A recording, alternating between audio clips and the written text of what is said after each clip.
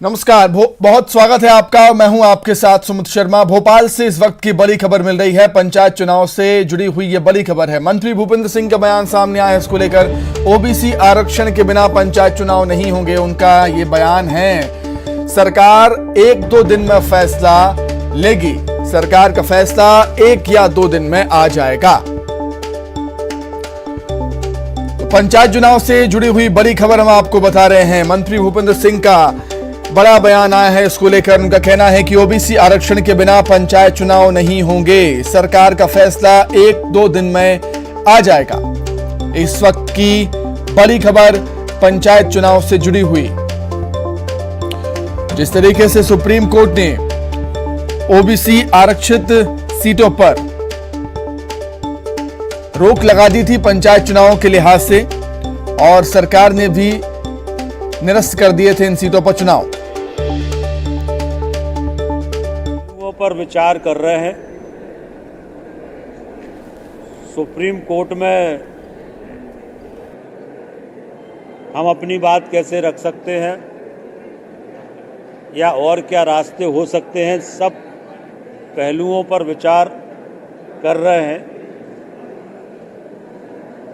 और हम लोग पूरी कोशिश इस बात की कर रहे हैं कि ओबीसी को 27% आरक्षण मिले और पंचायत चुनाव हो तो इसी शर्त पर हो कि ओबीसी को 27% आरक्षण मिले। चलिए, इस पर अधिक चर्चा के लिए हम सीधे रुख करेंगे। मेरे सहयोगी शरद हमारे साथ लाइव जुड़ गए हैं। शरद, सुप्रीम कोर्ट ने जो फैसला सुनाया था तब से हम देख रहे हैं इस पर सियासत लगातार जारी है। उमा भारती की इस पर एंट्री कल हुई। उन्होंने भी सीएम शिवराज से बातचीत की थी इस मसले को लेकर। अब सरकार का ये बड़ा फैसला है। आगे का कदम क्या होगा? आने वाले दिनों में हमें क्या कुछ देखने को मिलेगा इस मसले पर?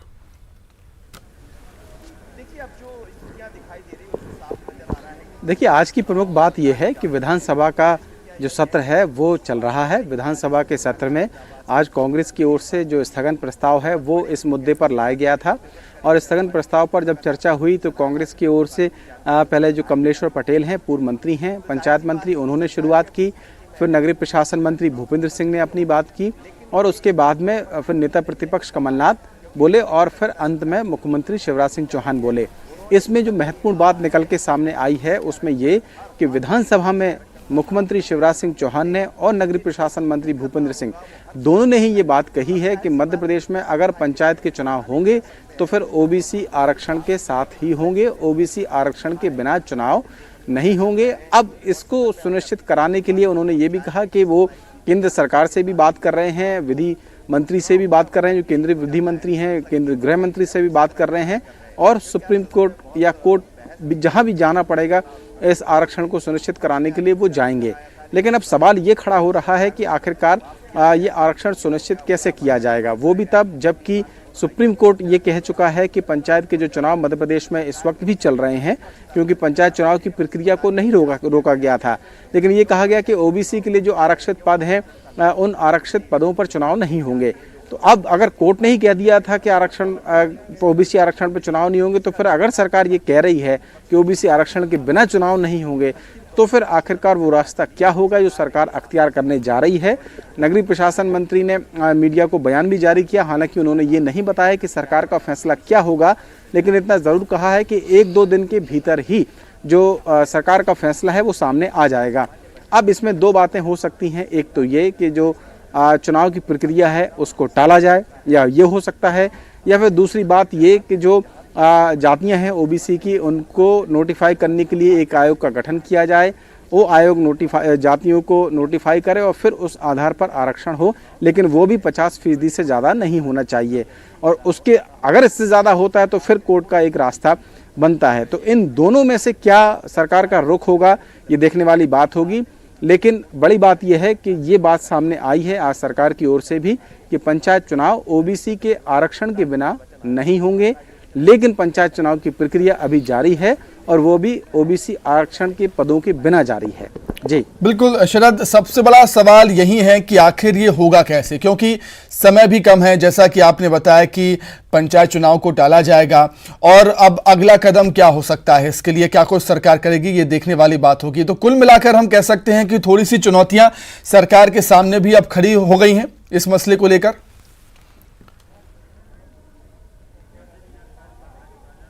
नहीं, देखिए, ऐसा नहीं कहा है कि टाला जाएगा, ये हो सकता है। जो दो विकल्प मैंने आपसे कहा कि दो विकल्प हो सकते हैं। एक तो ये कि या तो जो चुनाव है वो टाले जाएं।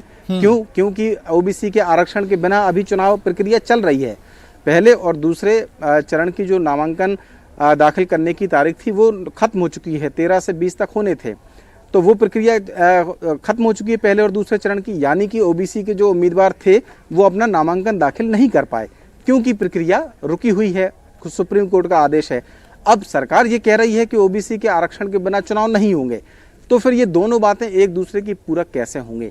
तो अब सवाल ये है कि या तो आरक्षण के बिना अगर चुनाव नहीं होंगे तो फिर या तो चुनाव ही रद्द हो, एक ऑप्शन ये है, या दूसरा ये कि जो बात मैंने कही कि आयोग गठित हो और ज्योतियाँ नोटिफाई हो ओबीसी के, और फिर उनका आरक्षण सुनिश्चित कराया जाए और उनके लिए चुनाव प्रक्रिया अलग से घोषित की जाए, क्योंकि करीब 70,000 पद हैं जिन पर चुनाव नहीं हो रहे हैं। तो इन दोनों में से सरकार क्या करेगी?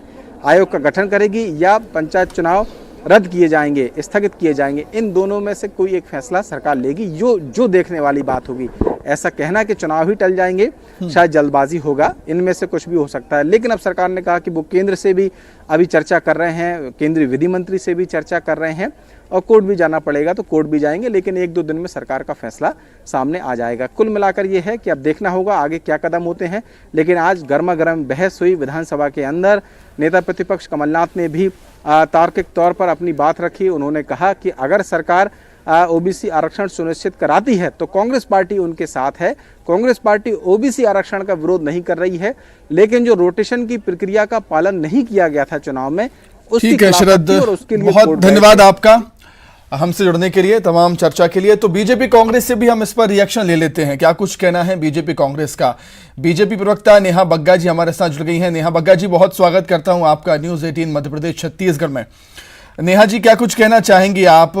थोड़ा सा पेचीदा मामला अब हो गया है, क्योंकि सरकार का ये फैसला है कि 1-2 दिन में फैसला वो कर सकती है, और ये साफ तौर पर स्पष्ट हो गया है कि ओबीसी आरक्षण के बिना पंचायत चुनाव अब नहीं कराए जाएंगे। नेहा जी,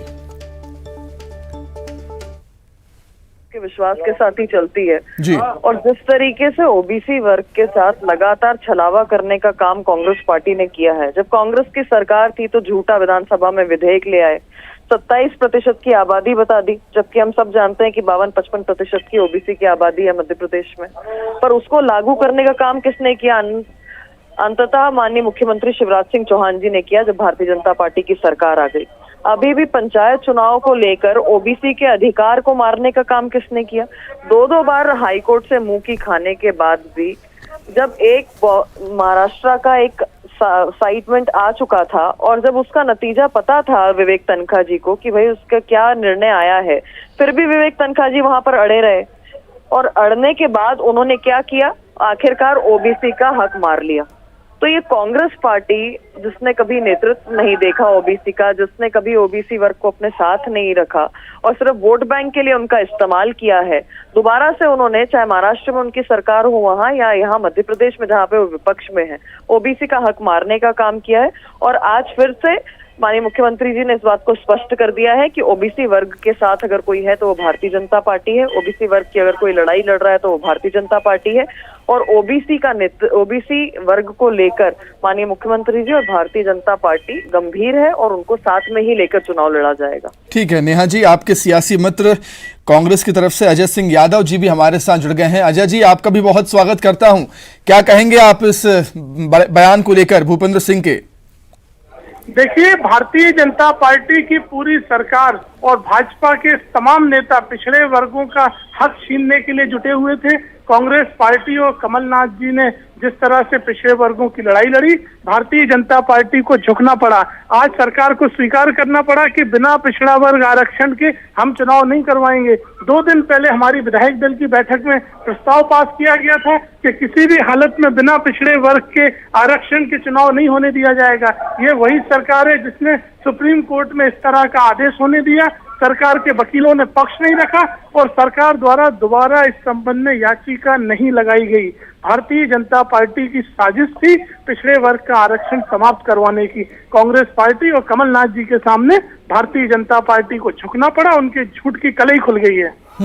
नेहा जी क्या कहेंगी? सब कुछ ठीक चल रहा था, चुनाव की तारीखों का ऐलान भी हो गया था, लेकिन मामला हाई कोर्ट पहुंचा, फिर सुप्रीम कोर्ट पहुंचा, सुप्रीम कोर्ट से फिर हाई कोर्ट पहुंचा, फिर आदेश आता है कि ओबीसी की आरक्षित सीटों को निरस्त किया जाए, तो फिर सरकार भी कर देती है। लेकिन अब इस तरीके का फैसला, कहीं ना कहीं मुश्किलें बढ़ ही गई थी थोड़ी सी, क्योंकि पूर्व सीएम उमा भारती की भी एंट्री इस मसले पर हो गई थी। नेहा जी क्या कहेंगी? तो मुझे देखिए, आपने तो पूरा जो शुरू से लेकर अभी तक हुआ है वो पूरी प्रक्रिया बता दी। मुझे बताइए कि जब ओबीसी वर्ग चुनाव में जा रहा था तो रोड़ा किसने अटकाया? कांग्रेस पार्टी ने। और लगातार इसका विरोध करते हुए हाई कोर्ट से सुप्रीम कोर्ट, सुप्रीम कोर्ट से फिर हाई कोर्ट से फिर सुप्रीम कोर्ट, किसने किया? कांग्रेस पार्टी ने। और कांग्रेस पार्टी के ही नेता, कांग्रेस पार्टी के प्रवक्ता सैयद जाफर हो या राज्यसभा सांसद और आदरणीय वरिष्ठ वकील विवेक तनखा जी हो, इन्होंने खिलाफत करी और ओबीसी वर्ग का हक मारने का काम किया। ये क्यों गए थे कोर्ट? सबसे पहले सवाल इनसे ये पूछिए, इनसे पूछिए कि अगर ये कोर्ट नहीं जाते तो आज ओबीसी वर्ग को लेकर जो फैसला आया था, क्या वो आया होता कोर्ट की ओर से? सुप्रीम कोर्ट ने मानी, सुप्रीम कोर्ट ने बिल्कुल ये बात ही बिल्कुल ठीक है नेहा जी, बिल्कुल ठीक बात ये है कि जब महाराष्ट्र की तर्ज पे ये लिया गया तो महाराष्ट्र में इनकी सरकार है, वहां पे भी आप ओबीसी वर्ग को छल रहे हैं, मध्य प्रदेश में भी आप ओबीसी वर्ग को छल रहे हैं, विधेयक लाकर भी आप विधानसभा में ओबीसी वर्ग को छलने का काम कर रहे हैं। तो लगातार वर्ग जानता है, ओबीसी के भाई भगिनी जानते हैं कि लगातार सिर्फ कांग्रेस ने वोट के लिए ओबीसी वर्ग का इस्तेमाल किया है, उनके अधिकारों के लिए नहीं। मुझे बताइए ना, क्या ये आज कह सकते हैं कि ओबीसी वर्ग से इनका मुख्यमंत्री होगा कभी भी, या इनका प्रधानमंत्री होगा, या पूर्व में क्यों नहीं रहे? तो ये स्पष्ट दिखाता है कि ना उन्हें ओबीसी का नेतृत्व चाहिए, ना ही वो उनके साथ में उनके लिए कुछ अच्छा कर सकते। बिल्कुल, इसका जवाब अजय जी देंगे। अजय जी, ये बात तो बिल्कुल ठीक है ना कि अगर कोर्ट नहीं जाते आप लोग तो शायद ये फैसला सुप्रीम कोर्ट को नहीं देना पड़ता और ये नौबत ही ना आती। अजय जी देखिए सुमित जी, ये हास्यास्पद बात है। भारतीय जनता पार्टी के नेता प्रदेश की जनता की आंखों में धूल झोंक रहे हैं। कोर्ट में जो याचिकाएं लगाई गई थी वो प्राइवेट पक्षकारों द्वारा रोटेशन प्रक्रिया के खिलाफ लगाई गई थी, क्योंकि सरकार ने पंचायत चुनाव में रोटेशन प्रक्रिया का पालन नहीं किया था, जबकि पूर्व में 2004, 2009, 2014 में तीनों बार भाजपा सरकार ने आरक्षण में रोटेशन प्रक्रिया का पालन किया था। उस जिस तरह की पिटीशन थी वो प्राइवेट पक्षकारों की थी और तनखा साहब उसमें प्राइवेट पक्षकारों के वकील थे। यहाँ तक कि डंफर वाले मामले में शिवराज सिंह चौहान जी के भी वकील रह चुके हैं तनखा जी। तो इस तरह से वकालतनामे को कांग्रेस से जोड़ना गलत है। लेकिन ये प्रक्रिया के खिलाफ जब निर्णय हुआ, ओबीसी आरक्षण पर रोक की बात हुई, तो भारतीय जनता पार्टी सरकार ने क्यों अपनी बात नहीं रखी?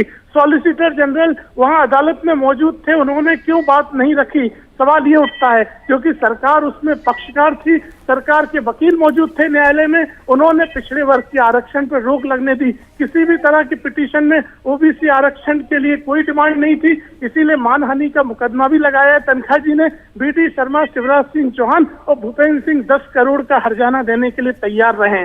भाजपा का झूठ प्रपंच खुल गया है। ये भारतीय जनता पार्टी पिछड़ा वर्ग विरोधी है।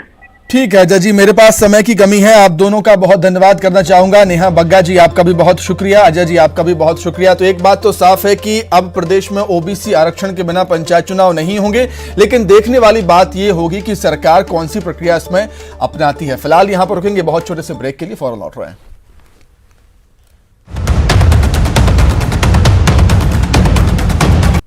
ब्रेक के बाद आइए सीधे रुख करेंगे प्रयागराज का, जहां पर प्रधानमंत्री मोदी संबोधित कर रहे हैं।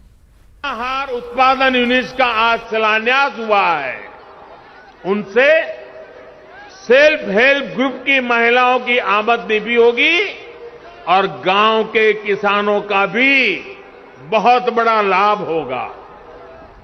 गांव की महिलाएं अपनी फैक्ट्री में पुष्टाहार बनाने के लिए फसल, अनाज गांव से ही तो खरीदने वाली हैं। यही तो सशक्तिकरण के वो प्रयास हैं जिन्होंने यूपी की महिलाओं का जीवन बदलना शुरू कर दिया है। सरकार अलग अलग सेक्टर्स में स्वयं सहायता समूहों को जो सहायता दे रही है, इसकी एक किस्त के तौर पर आज मुझे 1000 करोड़ रुपए ट्रांसफर करने का सौभाग्य मिला है। यूपी के विकास की धारा अब किसी के रोकने से रुकने वाली नहीं है। उत्तर प्रदेश की महिलाओं ने, माता बहनों बेटियों ने ठान लिया है, अब वो पहले की सरकारों वाला दौर वापस नहीं आने देगी। डबल इंजन की सरकार ने यूपी की महिलाओं को जो सुरक्षा दी है, जो सम्मान दिया है, उनकी गरिमा बढ़ाई है, वो अभूतपूर्व है। भाइयों और बहनों, माताओं बहनों बेटियों, उनका जीवन पीढ़ियों को प्रभावित करने वाला, पीढ़ियों का निर्माण करने वाला जीवन होता है। एक बेटी का सामर्थ्य, उसकी शिक्षा, उसका कौशल सिर्फ परिवार ही नहीं, समाज की, राष्ट्र की दिशा तय करती है।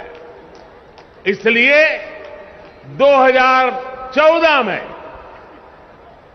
जब हमने मां भारती के बड़े सपनों, बड़ी आकांक्षाओं को साकार करने का बीड़ा उठाया, तो सबसे पहले देश की बेटी की विश्वास को नई ऊर्जा देने का प्रयास शुरू किया। इसलिए हमने बेटी के जन्म से लेकर जीवन के चक्र में हर अवस्था में महिलाओं को सशक्त करने के लिए योजनाएं बनाई, अभियान चलाए। साथियों, बेटियां कोख में ही ना मरी जाएं, वो जन्म लें, इसके लिए हमने बेटी बचाओ बेटी पढ़ाओ अभियान के माध्यम से समाज की चेतना को जगाने का प्रयास किया। आज परिणाम यह है कि देश के अनेक राज्यों में बेटियों की संख्या में बहुत वृद्धि हुई है। प्रसव के बाद भी बिना चिंता के अपने बच्चे की शुरुआती देखरेख करते हुए मां अपना काम जारी रख सके, इसके लिए महिलाओं की छुट्टी को 6 महीने किया गया है। साथियों, गर्भावस्था के दौरान गरीब परिवारों में मातृ स्वास्थ्य चिंता का एक बहुत बड़ा कारण रहा है। इसलिए हमने गर्भवती महिलाओं के टीकाकरण, अस्पतालों में डिलीवरी और गर्भावस्था के दौरान पोषण पर विशेष ध्यान दिया। प्रधानमंत्री मातृ वंदना योजना के तहत गर्भावस्था के दौरान 5000 तस्वीर सामने आई है जो बताती है कि ममता और स्नेह का मोल जानवर भी समझते हैं। अक्सर बंदर को देखकर कुत्ते भौंकते हैं, लेकिन इस तस्वीर में बंदर कुत्ते के बच्चे से प्यार करती दिख रही है। एक बंदर कुत्ते के बच्चे को 5 दिनों से अपने साथ लिए घूम रही है। बंदर कुत्ते के बच्चे को कभी छत पर तो कभी जमीन पर लेकर अपने साथ चलती है। कई बार लोगों ने बंदर से कुत्ते के बच्चे को अलग करने की कोशिश भी की, लेकिन कुत्ते के बच्चे ने बंदर का साथ नहीं छोड़ा। दोनों एक दूसरे से ऐसे जुड़े हुए हैं कि जैसे माँ और बेटे हों। ये वीडियो कोरिया में लोगों के बीच चर्चा का विषय बना हुआ।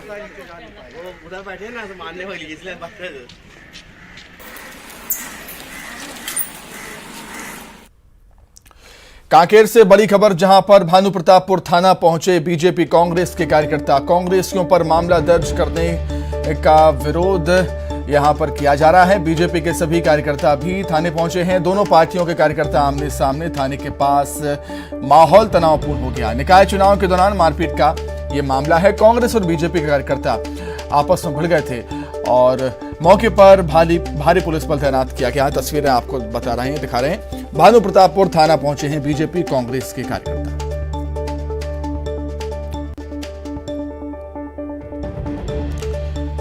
कांग्रेसियों पर मामला दर्ज करने का विरोध कांग्रेसी कार्यकर्ताओं ने किया। बीजेपी के भी कार्यकर्ता थाने पहुंचे। दोनों पार्टियों के कार्यकर्ता आमने सामने आ गए और थाने के पास माहौल तनावपूर्ण बन गया। निकाय चुनाव के दौरान मारपीट का यह मामला है, जब एक मतदान केंद्र में बीजेपी कांग्रेस के कार्यकर्ता आपस में भिड़ गए थे।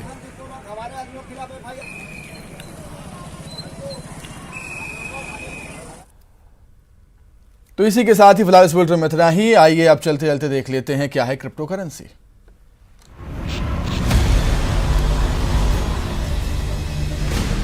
Z and news 18 network present crypto की समझ। नमस्कार, क्रिप्टो की समझ में आपका स्वागत है। आज हम आपको बताएंगे केवाईसी के बारे में। केवाईसी यानी नो योर कस्टमर्स। निवेशकों के पैसों की सुरक्षा के लिए ये जरूरी है। जिस तरह क्रिप्टो के दाम लगातार बढ़ रहे हैं और मार्केट के नियमों की बात चल रही है, केवाईसी और ज्यादा जरूरी हो जाती है। अब जानते हैं क्रिप्टो में केवाईसी क्यों जरूरी है। सबसे पहले तो केवाईसी से ये कंफर्म होता है कि कस्टमर वही है जो वो होने का दावा कर रहा है। साथ ही इससे टैक्स चोरी और मनी लॉन्ड्रिंग जैसी अवैध गतिविधियों पर भी रोक लगती है। इससे ट्रांसपेरेंसी बढ़ती है और धोखाधड़ी के मामलों में कमी लाई जा सकती है। जीबीपे जैसे क्रिप्टो एक्सचेंज केवाईसी को लेकर सख्त है, लेकिन इसका प्रोसेस बहुत ही सरल है। आइए जानते हैं कैसे क्रिप्टो एक्सचेंज में केवाईसी कंप्लीट करें। सबसे पहले इन डॉक्यूमेंट्स को तैयार रखें।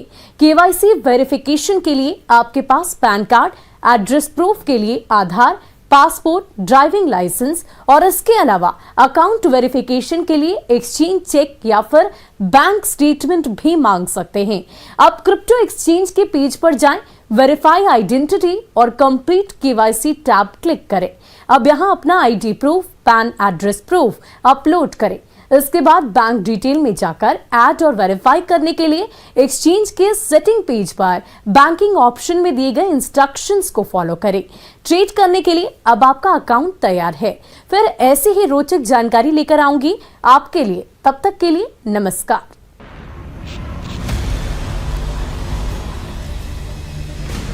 Z and news 18 network present crypto की समझ।